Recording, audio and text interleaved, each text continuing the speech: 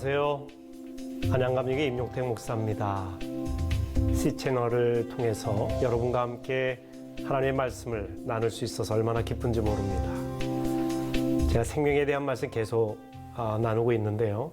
오늘은 생명을 살리는 믿음, 이런 제목으로 여러분과 함께 말씀 가운데 은혜를 나누고자 합니다. 작년이 종교개혁 500주년이었습니다. 1517년 10월 31일 독일의 비텐베르크 교회 정문에 마틴 루터가 95개조 반박문을 붙이면서 본격적인 종교개혁이 시작이 되었습니다.